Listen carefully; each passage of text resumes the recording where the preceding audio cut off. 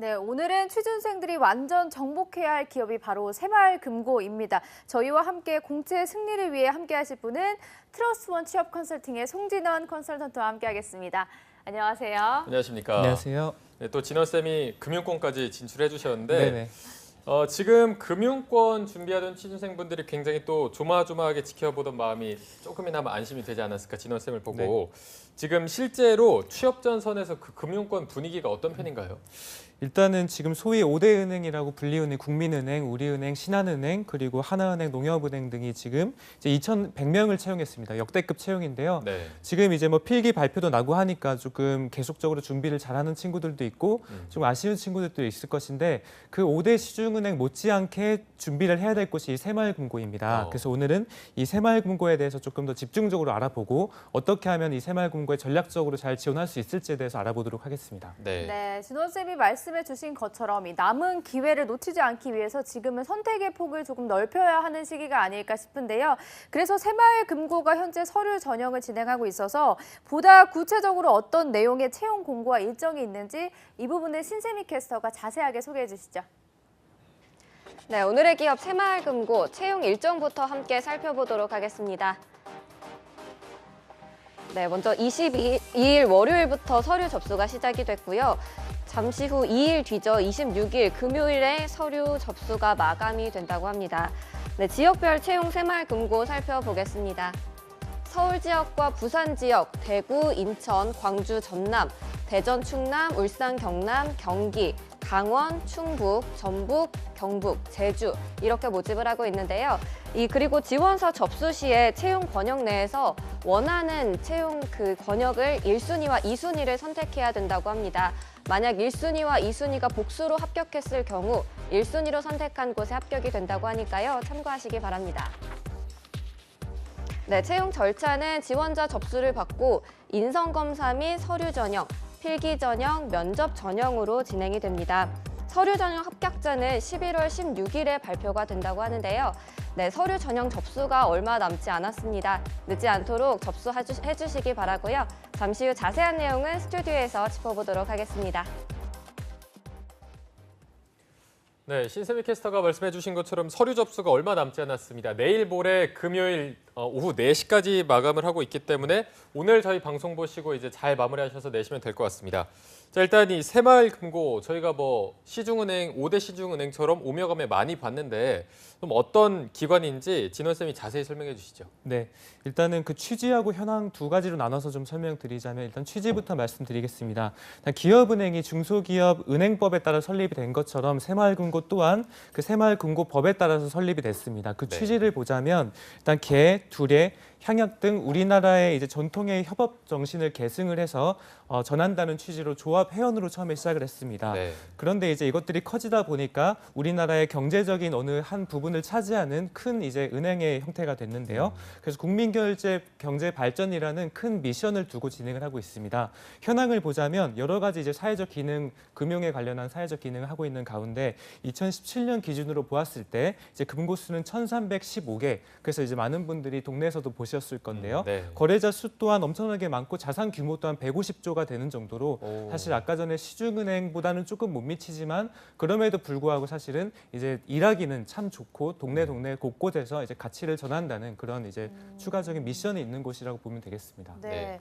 그럼 사실상 은행이랑은 비슷하다고 봐도 될 것 같은데 제한적 네. 기능이 있을 것 같아요. 그렇죠. 이제 은행하고 비슷한데 조금 다른 부분은 저축 및 신용사업과 같은 기본적인 기능은 다 갖고 있습니다. 네. 그래서 수신과 여신 기능을 다 갖고 있지만 그래도 은행이 조금 폭넓게 하고 있는 부분 또는 그 외환 사업이라든지 펀드 이와 같은 기능은 존재하지 않고 있습니다. 하지만 그 지금 은행권들은 시중은행과 인터넷은행 그 경계가 되게 모호해지고 있는 부분이 있어요. 그래서 지금 이 사업이 이렇다고 하더라도 여기 한정돼서 쓸 것이 아니라 이따 자기소개서 때 말씀드리겠지만 은행의 전반적인 금융의 라이프 스타일을 어떻게 아우를 수 있을 것인지 검토를 하는 것도 또 중요할 것 같습니다. 네. 지속적으로 체크카드도 발매를 좀 하고 있고 계속적으로는 뭐 채용을 하기 위해서 계속 신사업을 늘리고 있다라고 보시면 되겠네요. 네.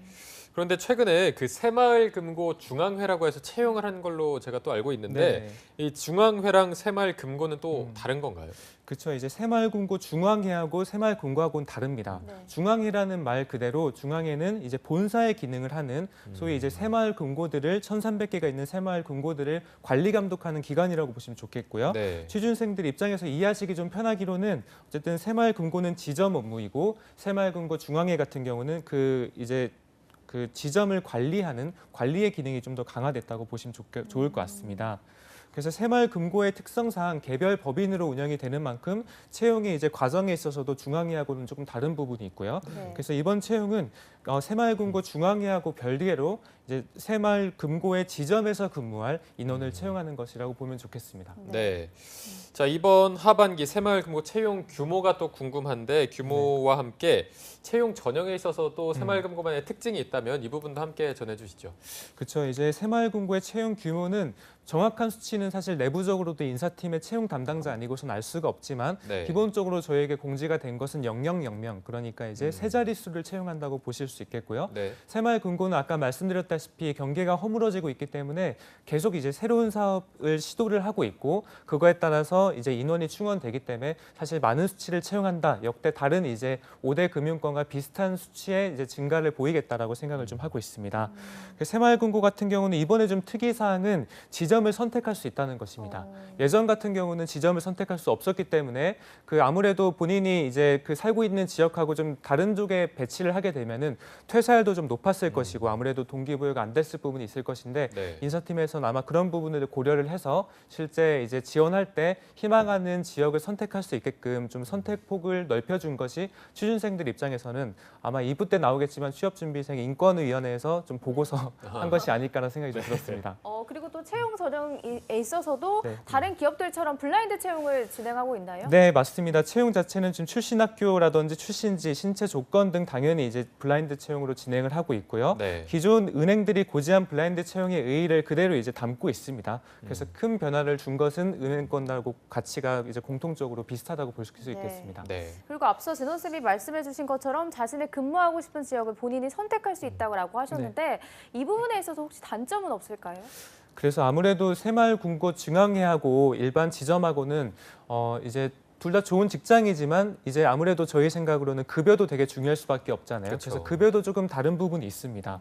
그래서 시중은행처럼 모든 전 직원의 이제 급여가 동일한 것이 아니라 이 법인별로 다르게 됩니다. 그래서 이제 지역별로 좀 다를 것이고, 그래서 이제 법인별로 이제 다트 아시죠? 다트 취업준비생들 많이 보실 건데요. 경영 공시 자료를 보시면은 거기에 이제 어느 정도 연봉을 받고 있는지 다 나와 있으니까 선택적으로 연봉을 조금 많이 받고 싶고 급여를 많이 받고 싶으면은 그 법인에 이제 지원을 하는 것이 좀 전략적으로 선택할 수 있겠습니다. 네. 그리고 저희가 앞서 말씀드렸지만 서류 마감일이 이틀밖에 남지 않았습니다. 저희가 촉박하게 하는 게 아니라 서류 접수 자체가 5일밖에 진행이 되지 않습니다. 굉장히 타이트하게 진행이 돼서 네.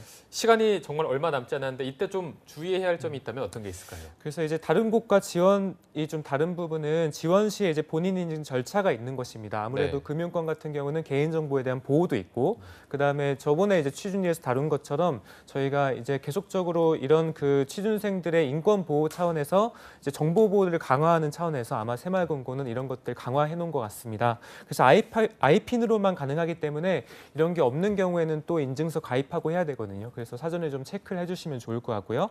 그다음에 이 새마을금고 같은 경우는 온라인 인성 검사를 치러야 됩니다. 저 학생 중에도 이제 온라인 인성 검사를 치러야 된다는 것을 잘 모르고 있다가, 보통의 인성 검사는 오프라인으로 치르지 않습니까? 그래서 온라인을 모르고 있다가 서류 전형을 이게 한 다음에 그다음에 불합격하는 사례가 있었어요. 그래서 이 새마을금고 또한 온라인 인성 검사를 보게 되니까 이 부분을 꼭 염두하시고, 온라인 인성 검사는 29일부터 31일까지 실시되기 때문에 꼭 잊어버리지 마시고 그것까지 응시를 하셔야 되겠습니다. 네. 말씀해 주셨듯이 이제 인성 검사도 치러야 하고 필기 시험도 치러야 될 텐데 먼저 난이도부터 짚어 주신다면 어떤 편인가요? 네, 일단은 뭐 다른 금융기업의 필기 전형의 난이도하고 좀 비교했을 때는 이제 실제 공부한 취준생 합격자들의 얘기를 들어보면은 평이한 수준이다라고 얘기를 하고 있습니다. 네. 그 이유는 이제 한 3가지 정도로 분류가 될 수 있겠는데요. 그래서 일단은 어떤 식으로 이제 평가가 되냐면 성과 태도, 그리고 성과 능력 그리고 이제 직업 기초 NCS에 기반한 문제들이 출시가 되고 있습니다. 그래서 여타 다른 금융하고 좀 다른 점을 말씀드리면 일단은 그 이번 6월에 있었던 필기 시험을 기준으로 좀 말씀드리도록 네. 하겠습니다. 네. 총 160분 정도가 이제 쉼 없이 진행이 되고 이제 크게 아까 말씀드린 세 가지 방향과 NCS 기초 능력이 진행이 되고 있는데요. 처음에 이제 성과 태도의 경우에는 아까 말씀드린 인성 검사, 그다음에 그거하고 연관돼서 이제 같이 진행이 되는 부분입니다. 그래서 총 90문제 이상으로 출시가 되고 있고 온라인 인성 검사 받던 사람들은 왜 또 보지 하고 이제 또 할 수 있겠지만 그 어떤 기업들은 온라인에서 본 거하고 실제 필기 시험하고 대조를 해보기도 하거든요. 네. 그래서 이제 워낙 거짓을 또 하는 친구들도 있고 또 네. 떨리니까 실제 본인의 속마음이 안 드러날 수 있기 때문에 그래서 온라인 때 찍었던 것들을 온라인 때 이제 했던 것들을 좀 검토하셔가지고 거기에 맞게끔 결을 맞게끔 하시는 것도 중요할 것 같습니다. 그다음에 성과 태도 말씀드렸고요. 성과 능력 같은 경우는 이제 보통 이제 적성 검사 공부하시는 것들 연상이라든지 언어라든지 술이라든지 범주와 시각적 형상화 이런 것들이라고 볼 수 있겠습니다. 근데 적성 검사는 사실은 팁을 뭐 드릴 수는 있겠지만 보통은 그 2번 보고 3번 보고 4번 본 사람들이 점수가 높았습니다. 네. 실제 이제 인사 담당자들의 통계 결과도 그렇고요. 그 말은즉슨 여러분들이 2번 문제집을 푸는 거하고 3번 문제집 푸는 거, 4번 문제집 푸는 거가 확연히 점수가 올라갈 수 있기 때문에 저는 취업준비생들 적성 검사는 보통 7건 풀으라고 말씀드립니다. 네. 그래서 7건 정도 풀 경우에는 불합격될 가능성이 좀 현저하게 낮아지거든요. 그래서 이 부분은 여러분들의 이제 절대적인 노력이 좀 투입이 돼야 되는 부분이라고 볼 수 있겠습니다. 네. 뭐 그중에 이제 수리 문제 같은 경우는 이제 일반적으로 당연히 이제 속력이나 시간을 구한다든지 금액을 산출한다든지 이런 것들은 사실 능숙하게 되면은 어렵지 않은 문제이기 때문에 여러분들이 빨리빨리 풀 수 있을 것입니다. 네. 일단 마지막으로 직업 기초 문제 같은 경우는 NCS형으로 이제 출제가 되기 때문에 크게 다르게 느껴지지 않으실 거예요. 뭐 의사소통 능력이라든지 문제 해결 능력, 그다음에 조직 헌신도 이런 것들을 보기 때문에 여러분들이 이제 NCS 같은 경우는 사실은 일 잘하는 사람의 기준을 정의를 해놓은 거거든요. 그래서 여러분들이 이제 실제 은행에 다니는 멘토 라든지 또는 NCS 책들을 보면은 회사 내에서 어떻게 하면 합리적으로 좋은 성과를 낼 수 있는지를 강조하니까 그 큰 결을 꼭 생각을 해보시고 문제를 푸는 것들이 좀 중요하다고 볼 수 있겠습니다. 네. 자, 난이도는 좀 평이하다 이렇게 말씀해 주셨고요. 이렇게 필기 시험을 통과하고 나면 합격의 마지막 관문 면접이 남아 있습니다. 네. 새마을금고 면접의 특징이 또 있을까요? 그래서 이제 새마을금고는 아까 전에 제가 새마을금고 중앙예하고의 이제 차별점을 말씀드렸잖아요. 그 면접의 절차 또한 상당히 이제 다릅니다. 새마을금고 중앙예 같은 경우는 실제 합숙 면접을 보고 또 3차 면접까지 되게 꼼꼼하게 보는 반면에 아무래도 이제 새마을금고 같은 경우는 그 법인별로 이제 조금 유연하게 채용이 가능하기 때문에 또 수시로 채용할 수도 있고 그래서 면접이 조금 간소화가 되어 있는 부분이 취업준비생들 입장에선 준비하기가 좀 편하지 않나 생각이 듭니다. 네. 물론 이제 간소하게 본다고 해서 여러분들을 덜 보거나 그런 건 절대 아닐 것입니다. 그래서 분명 고객을 대면하는 것이기 때문에 여러분들의 서비스 마인드, 그다음에 외모적인 것도 어느 정도 볼 수 있고요. 그게 이제 뭐 잘생기고 못생기고를 떠나서 고객에게 신뢰를 줄 수 있는 외모인지를 보는 것도 이제 면접의 한 부분이라고 볼 수 있겠습니다. 네. 그래서 구체적으로 보면은 이제 보통은 면접관 4명에 면접자 7명이 들어갑니다. 그 다대다 면접인 경우에는 어떤 부분에서 좀 여러분들이 중점적으로 공부를 하셔야 되냐면 다대다 면접인 경우 내 답변만 잘하는 것이 아니라 내 옆 사람이 얘기할 때 그거를 경청하는 능력도 중요할 것이고 아무래도 7명이 들어갈 거기 때문에 이 첫 번째 사람이 얘기하게 되면은 7번째 사람은 가만히 있을 수밖에 없겠죠. 그때 이제 멍 때리고 가만히 있는 것이 아니라 실제로 면접관하고 계속 대화를 이어나가듯이 나한테는 질문이 안 들어왔지만 그럼에도 불구하고 나는 이 면접 그 전형에 충실하게 온전하게 집중하고 임하고 있다라는 태도를 좀 보여줘야 될 것 같습니다. 네. 그래서 그것들이 아무래도 이제 개인의 고객을 상대할 때도 도움이 될 것이기 때문에 그런 이제 다대다 면접의 형태를 좀 갖고 있다고 볼 수 있겠고요. 네.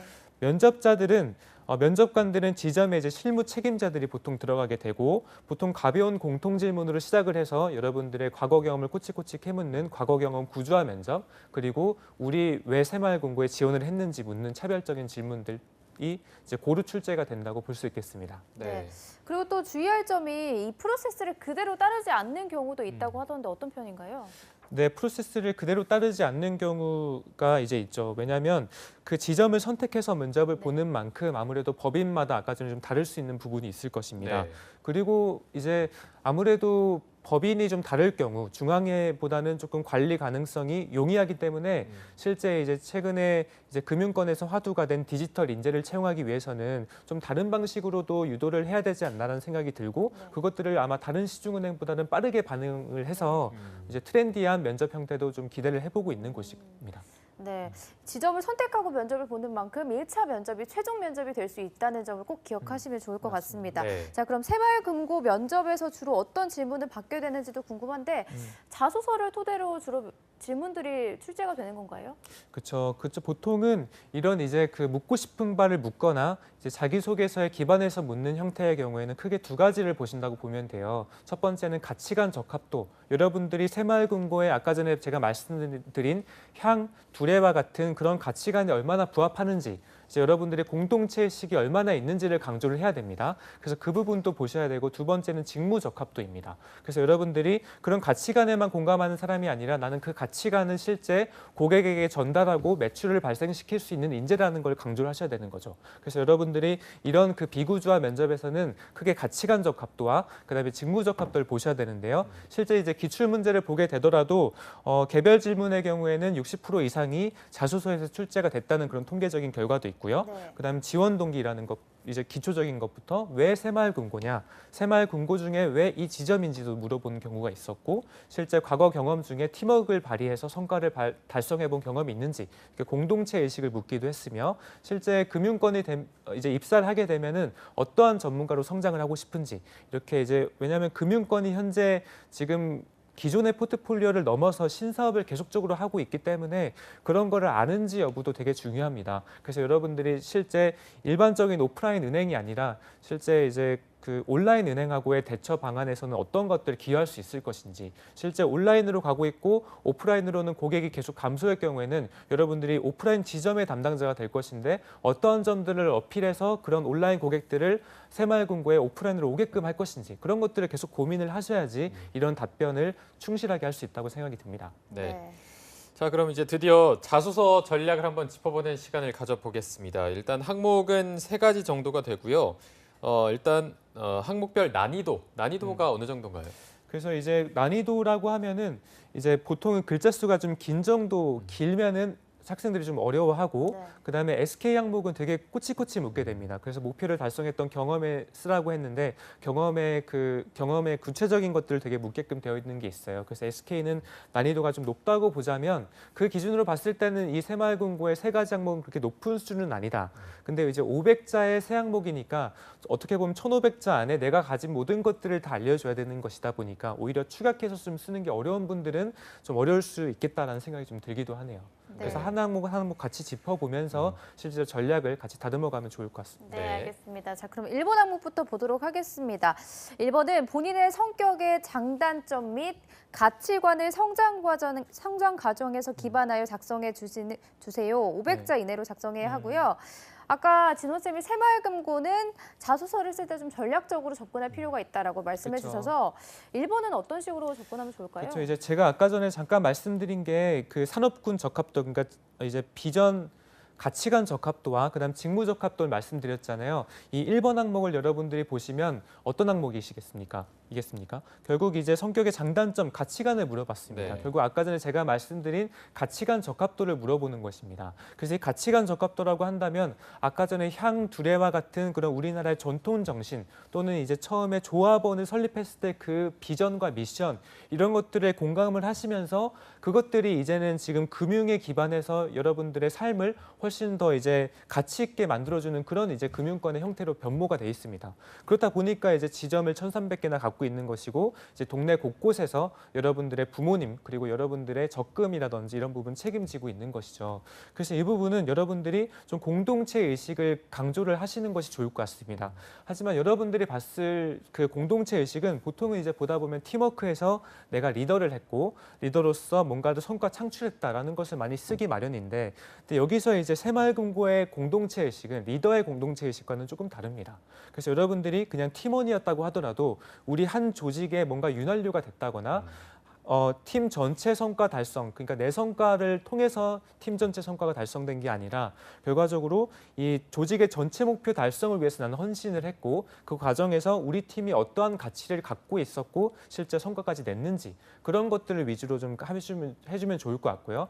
근데 거기다가 이제 이 아까 전에 말씀드린 향 두뇌라든지 이런 부분은 아까 전에 말씀드린 그 부분에서 충분히 어필이 될 것이고 하지만 금융에 대한 얘기도 좀 해줘야겠죠. 왜냐하면 지금 새마을금고는 향 두뇌라는 그런 추상적인 가치에서 실제 현재를 보자면 금융이라는 명확한 가치를 주고 있지 않습니까? 그래서 여러분들이 금융에 대한 어떤 가치관을 갖고 있는지도 들어가게 되면은 일단 그 두 개만 들어가도 여러분들이 타 지원자하고는 차별화된 그 점수를 받을 수 있겠다고 확신이 듭니다. 네. 이 가치관 적합도를 묻는 질문인 만큼 가치관을 좀 잘 서두에 어필하는 게 중요할 것 같고요. 이어서 바로 두 번째 항목도 한번 살펴보도록 하겠습니다. 새마을금고 지원 동기 그리고 입사를 위해서 어떠한 노력과 준비를 하였는지 작성해 주세요. 500자 이내 이렇게 되어 있습니다. 지원 동기가 2번에 나왔는데 여긴 또 어떻게 접근해야 되는지 새마을금고와의 접점을 좀 무리해서 여기에 쓸 필요가 있을까요? 어떻습니까? 그래서 이제 새마을금고하고 접점은 아까 전에 그 가치관 적합도인 1번에서 충분히 녹일 수 있습니다. 그래서 2번 같은 경우는 지금 뭘 써야 되냐면요. 그러니까 1번하고 지금 좀 다르죠. 1번은 가치관을 물어봤고 좀 추상적인 가치를 물어봤습니다. 네. 두 번째는 명확하게 어떤 노력을 했는지를 물어봤죠. 그 말은 즉슨 아까 전에 제가 말씀드린 금융권에 맞는 이 행원에 맞는 그 이제 직무 적합도를 물어봤다고 볼 수 있겠습니다. 네. 그래서 500자 같은 경우는 여러분들이 쓸 때 보통 한 두 가지 정도 나눠서 써야 됩니다. 그러니까 노력을 하나만 열심히 한 거를 가지고 500자를 쓰지 말고 두 가지 노력을 250자씩 분배를 하는 것입니다. 그러니까 여러분들이 이제 금융권 관련 이제 인턴도 했을 것이고 또는 자격증 획득도 했을 수 있을 것이고 또는 새마을금고에서 하는 여러 가지 프로모션에 참여를 해서 실제 여러분들이 서포터즈로 활동을 했을 수도 있을 것이고요. 또는 새마을금고를 활용할 때 당시 그냥 이제 소비자적 가치, 내가 적금을 들었더니 행복했다라는 가치가 아니라 적금을 들다 보니까 실제로 내가 타 은행보다 확실히 이 부분에 대해서는 뭔가 기여할 수 있는 부분 찾았다. 내가 공부한 부분에서 보니 이 적금은 이런 식으로 하는 것보다 내가 이런 식으로 했을 때 훨씬 더 좋은 가치관을 줄 수 있다. 새마을금고의 정신과도 부합하고 이제 그런 실생활에서 고객의 이제 경험을 내가 생산자적 관점으로 어필하는 것이 또 중요하다고 볼 수 있겠습니다. 그래서 여러분들 제가 좀 이제 다시 한번 결론을 말씀드리면 두 가지 정도 경험을 넣으셔가지고 이 부분을 내가 노력을 체계적으로 해왔다. 그래서 그 경험 두 가지는 단기적으로 했건 중장기적으로 했건 또는 첫째, 둘째가 됐건 아니면 내가 자격증 공부를 하면서 했던 거와 그다음 서포터즈 했던 거 이런 식으로 구조화해서 여러분들이 제시를 하게 되면은 읽는 사람이 훨씬 더 체계적인 노력을 해왔다고 볼 수 있기 때문에 이제 그런 부분 감안을 하셔가지고 해야 될 것 같습니다. 네. 네. 이번 항목에서는 좀 구체성을 담는 필요가 있을 것 같습니다. 네. 마지막 3번 항목도 보도록 하겠습니다. 새마을금고에 입사하여 본인이 하고 싶은 업무와 목표를 작성해 주세요.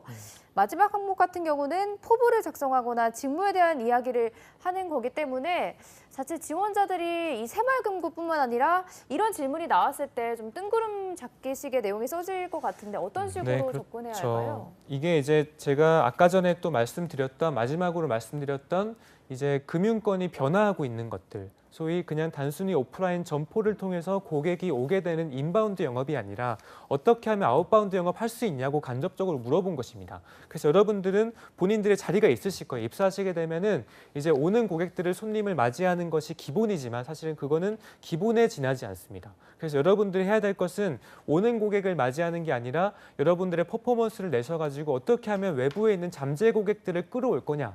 이게 이제 IT 전략이 될 수도 있는 것이고 앱을 이용한 전략이 될 수도 있는 것이고 또는 이 오는 고객들에게 뭔가 차별화된 가치를 제공을 해서 다른 고객을 끌어올 수도 있는 것이겠죠. 그래서 여러분들이 이 부분을 작성을 하려면 지금 당장 이제 1, 2번 같은 경우는 나에 대해서 물어봤기 때문에 내 경험을 위주로 작성하시면 되지만 3번 같은 경우는 명확하게 이 새마을금고의 실제 전략들을 보셔야 됩니다. 그래서 아까 전에 제가 말씀드린 뭐 홈페이지라든지 이제 경영 보고서들을 읽으시고 새마을금고가 어떠한 신사업 전략을 하고 있는지 그 부분에 대해서 나는 어떠한 목표를 가지고 있는지 결과적으로 그 새마을금고가 추진하고자 하는 비전은 되게 클 것인데 여러분들은 입사하면은 한 부분만 맡을 것이란 말이죠.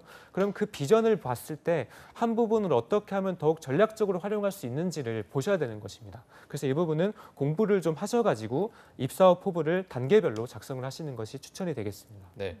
저 또 이 새마을금고를 준비하는 분들의 입장에서 좀 궁금한 게 이제 본인을 어필할 때 자소서나 면접에서 본인을 어필할 때 혁신이나 도전 같은 거를 좀 어필해야 되는지 아니면 네. 뭐 내가 성실하다, 협업을 더 중요한다.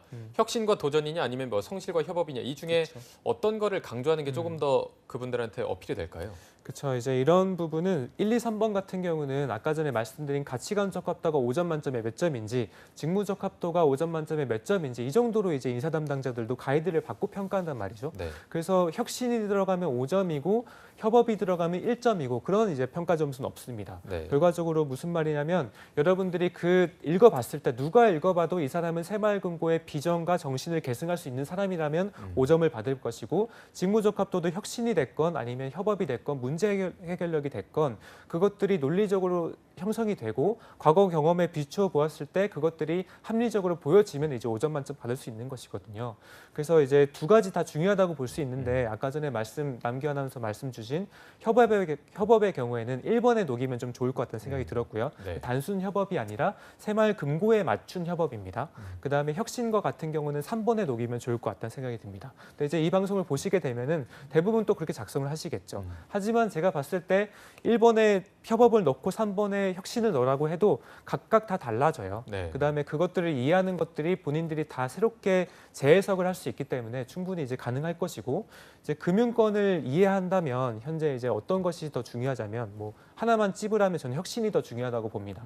왜냐하면 새마을금고 또한 지금 이제 오프라인 고객 수가 계속 증가하진 않을 수 있겠죠. 왜냐하면 저희만 하더라도 사실 은행에 가지 않고 온라인 뱅킹을 하거나 네. 또는 이제 온라인 전용 이제 은행을 이용할 수도 있는 거잖아요. 근데 그런 고객들이 계속적으로 이제 사회에 많아지게 되면은 사실 오프라인으로 가서 좀 번거롭잖아요. 사실 가는 것들이. 근데 그럼에도 불구하고 이제 가게끔 하는 전략이 필요할 것이고 또는 부서 간의 통폐합 이거 뭐 조심스러운 얘기긴 하지만 어쨌든 경영적인 측면에서 부서 간 통폐합을 했을 경우에 나는 그럼 어떠한 강점을 가지고 이 다른 부분에서 기여할 수 있는지 이런 부분을 이제 고민을 좀 하셔야 될 것 같습니다. 네. 네, 이번 주 금요일 오후 4시에 새마을금고 접수가 마감이 되는데요. 또다시 이렇게 새마을금고에 지원하게 될 우리 취준생 여러분들에게 유의해야 할 사항이 있다면 어떤 게 있을까요? 그렇죠. 이제 새마을금고는 여러분들이 오늘 이제 방송을 통해서 그 말씀드린 부분을 잘 어필을 하시면 충분히 이제 합격권에 가까우실 수 있을 것 같고요. 근데 새마을금고는 조언을 드릴 부분 중에 하나는 최종 합격 발표가 나게 되면은 특이하게도 다른 은행과 좀 달리 선 입사 후에 연수 구조를 지니게 됩니다. 네. 결과적으로 수수 3개월을 지점에서 실시를 하고 그다음에 평가 이후에 연수를 받게 된다는 점이에요. 네. 결과적으로 여러분들이 바로 투입이 가능하게 되는 것입니다. 그러니까 합격한 그 이제 통지를 받은 다음에 얼마 안 있어서 바로 고객들을 이제 맞이하는 것이죠.